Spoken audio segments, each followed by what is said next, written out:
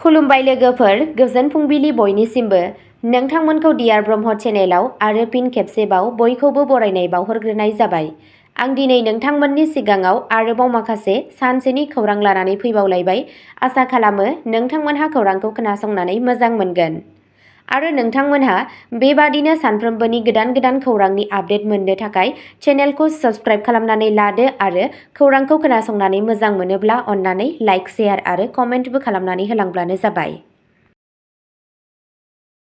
दिनैनि गिबि खौराङावनो दङ पहलगाम जाथायखौ प्रमद बर'आ सोंखारिदों। गोख्रों आखाइजों उदखारिफोरनि बेरेखायै गोख्रों सिग्रोमनो खावलायदों। BTCनि गाहाय मावफुं सोद्रोमा प्रमद बर'आ काश्मीरनि पहलगाम जाथायखौ सोंखारिदों। चान्दमारीयाव गावनि थाग्रा खुलियाव मोनसे खौरां मेलाव बर'आ बुङो दि उदखारि हानजाया समाजनि जेबो मोजां खालामनाय नङा। बे समाव बिटिआरनि सुबुंफोरा भारत सोरखारजों दं आरो उदखारिफोरखौ दबथायनो थाखाय थांखिखौ हेफाजाब होनानै जों सोरखारजों गसंफागोन होनना बुंदों। भारतनि साफ्रोमबो नोगोरारिफोरनो रैखाथिनि गोनांथि दं। हारि आरो धोरोम सायख'आजासे रैखाथि मोननांगौ होनना बुंनानै प्रमद बर'आ बुङो दि भारत सोरखारा बेनि थाखाय खामानि मावगासिनो दं आरो थाबैनो थिरांथा लादों। उदखारि हानजाया गावजों लोगोसे हादोरखौबो खहा खालामगासिनो दं आरो पाकिस्ताना जेसेबांखि नाजाया मानो भारतनि 1% खहा खालामनो हानाय नङा। प्रमद बर'आ बेखौबो बुंदोंमोन दि आथिखालाव भारतआ दावगालांगासिनो दं, नाथाय पाकिस्ताना सानफ्रोमबो उन जानानै दं आरो रांखान्थियाबो लोरबां जालांगासिनो दं। बिथाङा मोनसे गोख्रों आखाइजों उदखारिफोरखौ दबथायनो खावलायदोंमोन जाहाथे उदखारि हानजाया भारतनि सरासनस्रा नोगोरारिफोरखौ खहा खालामा। नैथि खौराङाव दङ पहलगाम जाथायनि थाखाय हादोरगिरि मुर्मुनि साननैनि आसाम दावबायनायखौ दोनथ'नाय जाबाय। पहलगाम जाथायनि जाहोनाव हादोरगिरि द्रौपदी मुर्मुनि साननैनि आसाम दावबायनायखौ दोनथ'नाय जादों। जम्मु काश्मीराव उदखारि गाग्लोबनायनि उनाव हादोरगिरिनि मावख'आ बे थिरांथाखौ लादों। बेयो मख'जाथाव दि हादोरगिरिया मोननै सोरखारि हाबाफारिफोराव बाहागो लानो थाखाय दिनै 24 एप्रिलनि मोनाबिलियाव गुवाहाटी सौफैनो गोनांमोन। मुर्मुआ शुक्रबारखालि मोनसे रायजो सोरखारनि हाबाफारियाव नृत्य पाटियासी सनल मानसिंनो श्रीमन्त शंकरदेव बान्था होनायनि खोथा दंमोन। हादोरगिरि मुर्मुनि दिनै आसाम दावबायनायखौ मुंख'नानै आसाम रायजो बेंगिरिनि सेक्रेटारियेटनि सासे मावख'गिरिया बुंदों, जम्मु काश्मीराव उदखारि गाग्लोबनायनि जाहोनाव दावबायनायखौ दोनथ'नाय जादों।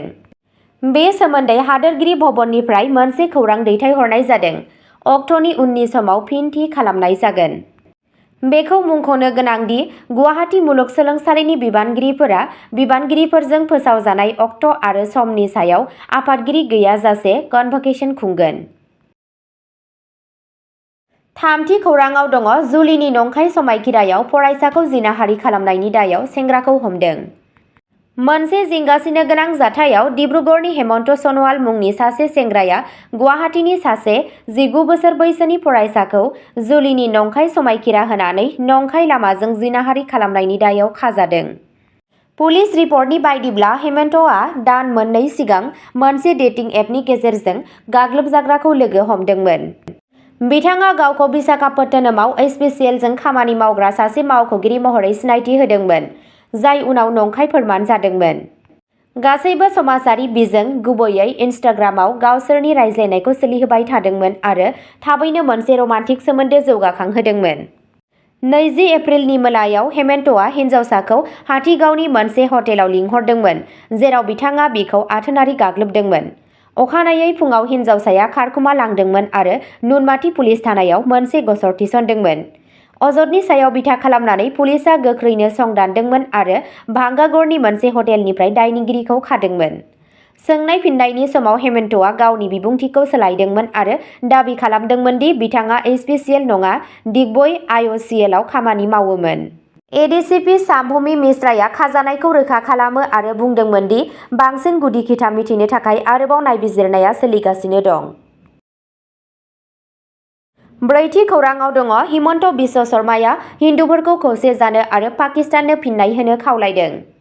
आसामनि गिबि मन्थ्रि हिमन्त बिश्व शर्माया जम्मु काश्मीरनि पहलगामआव बावैसो सिगां उदखारि गाग्लोबनायखौ गोख्रोङै सोंखारिदों आरो बेखौ मोनसे दुखुनांथाव आरो लाजिनांथाव खामानि होनना बुंदों। बिथाङा बुंदोंमोन दि गाग्लोबजाग्राफोरा भुगिनांनायफोरखौ खालि बेनिखायनो नोजोर होदोंमोन मानोना बिसोरो हिन्दुमोन। हिन्दुफोरा खौसे थानांगौ आरो पाकिस्तानखौ फिन्नाय होनांगोन, सीएम शर्माया बुंदों। बिथाङा गाग्लोबनायनि थाखाय पाकिस्तानखौ दायनिगिरि खालामदोंमोन आरो भारतनि सिङाव बिनि मददगिरिफोरनि बेरेखायै सांग्रांथि थानो खावलायदों। बिथाङा बेखौबो मुंख'दोंमोन दि पाकिस्ताननि रौनिया गाहाया बावैसो हिन्दु बेरेखा बिबुंथि होदोंमोन आरो भारतआ बेफोरबायदि बिबुंथिफोरखौ गोथौयै नोजोर होनांगौ। 2019 मायथाइयाव दफा 370 खौ बोखारनायनि उनाव बे गाग्लोबनाया बयनिख्रुइबो देरसिन गाग्लोबनायफोरनि गेजेराव मोनसे। थैनायनि मावख'आरि अनजिमाया दासिमबो रोखा जायाखै। गाग्लोबनायनि उनाव पहेलगामआव रैखाथिखौ गोख्रों खालामनाय जादोंमोन। मिरु नखर मन्त्रि अमित शाहया अनन्तनाग देहा फाहामसालियाव जोखोम जानायफोरखौ लोगो हमदोंमोन आरो गाग्लोबग्रा जायगाखौ नायबिजिरदोंमोन। बिथांखौ रैखाथि गोहोआ उदखारि बेरेखा अपारेसननि बागै फोरमायदोंमोन। बे समावनो रैखाथि मन्त्रि राजनाथ सिंहआ ओनसोलनि रैखाथि थासारिखौ नायबिजिरनो थाखाय एनएसए अजित डभाल आरो गोजौ थाखोनि रौनिया मावख'गिरिफोरजों मोनसे गोजौ थाखोनि जथुम खुंदोंमोन। बाथि खौराङाव दङ बिटिसि बाजेट 2025-26। 843 कौटि रांनि थांखिया न'निफ्राय गलाय-गथाय फिनजाथाय लाबोदों। बड'लेण्ड टेरिटरियेल काउन्सिलनि बाजेट जथुमा बुधबाराव क'क्राझारनि बिटिसि बिधान परिषदनि न'ब्लाङाव जागायदोंमोन। बिटिसिनि गाहाय मावफुं सोद्रोमा प्रमद बर'आ 2025-26 मायथाइनि थाखाय मोन 40 बिफानखौ लाफानानै 843 कौटि रांनि बाजेट थिसनदोंमोन। बे जथुम्माखौ बिटिसिनि बुंथिगिरि कातिराब बर'आ मासिगिरि खालामदोंमोन आरो दिनै बृहस्पतिबाराव सोलिबाय थागोन। आरोबाव सावरायनायनि उनाव बाजेटखौ बारहोनाय जागोन होनना साननाय जादों। सोलायनाय बिफानआ 126.26 कौटि बयनिख्रुइ बांसिन थांखि लानाय राननाय मोनदोंमोन। सोलोंथाइ बिफानआ 105.05 कौटि रां मोनदोंमोन, जेराव प्लेन ट्राइब आरो गोग्लैसोनाय थाखोफोरनि अनसाइ बिफाननो 98.63 कौटि रां राननाय जादोंमोन। बिटिसि सोरखारनि बुंथिगिरि गौतम दासआ बाजेटखौ समायना आरो दावगालु होनना बुंदों। बबेखानि बेरेखा हान्जानि दैदेनगिरि एमसिएलए देरहासात बसुमतारीया बड'लेण्ड टेरिटरियेल रिजन (बिटिआर) आव सुबुंफोरनि नंगुबै गोनांथिफोरनि सायाव गोसो होयैनि थाखाय बेखौ सोंखारिदोंमोन। बृहस्पतिबाराव सदनआ गुवारै सावरायनो थाखाय साखाफारा जानायाव मोनसे गुदुं दान्थे-बिदान्थे जानो हागौ। द'थि खौराङाव दङ अनजाथाव बेहेरबारि आउटपस्टनि फावखुंगुर फैलाव बसुमतारीया गुवाहाटीआव रुंसारि जाबाय। हिट टिभि सिरिज बेहेरबारि आउटपस्टआव पुलिस कनस्टेबल महरै गावनि फावनि थाखाय मिथिजानाय आसामनि अनजाथाव फावखुंगुर आरो रोजाबगिरि फैलाव बसुमतारीया थांनाय मंगलबार मोनायाव गुवाहाटीनि गंसे गावारि देहा फाहामसालियाव रुंसारि जायो। असमिया आरो बर' रंजाथाइ बेंखननि मोनसे नखरारि मुं बसुमतारीखौ बिथांनि साबसिन कमिक टाइमिं आरो नायगिरिफोरजों गोथौ सोमोन्दोनि थाखाय फालिनाय जादोंमोन। बिथांनि रुंसारि जानाया आसामनि हारिमुआरि थासारियाव मोनसे लांदां जायगा लाबोदों, जेराव अनसायगिरिफोर, लोगो महरगिरिफोर आरो हारिमुआरि आफादफोरनिफ्राय मान बावनाय जादों। बर' हारिमुनि सासे गोग्गाथाव थान्दै, बसुमतारीया ओनसोलारि रोंग'थिफोरखौ गुबै लामायाव लाबोनायाव मख'जाथाव बिफाव लादोंमोन।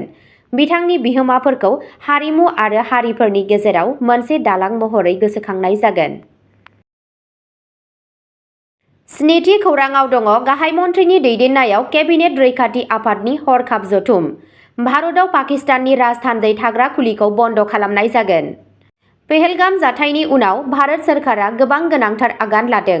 बे आयदानि सायाव मोजाङै सावरायनो थाखाय बुधबारनि मोनाबिलियाव गोदान दिल्लीयाव मोनसे जरि जथुम खुंनाय जादोंमोन।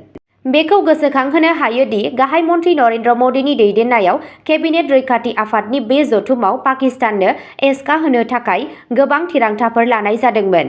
मोनाबिलि 6 रिंगासिम जानाय 2.25 घन्टानि मेलाव भारत सोरखारा पाकिस्ताननि हेंथायै गोबां गोरा थिरांथाफोर लादोंमोन। जथुमाव लानाय थिरांथा बायदिब्ला पाकिस्ताननि नोगोरारिफोरनि भिसाखौ बन्द' खालामनाय जागोन।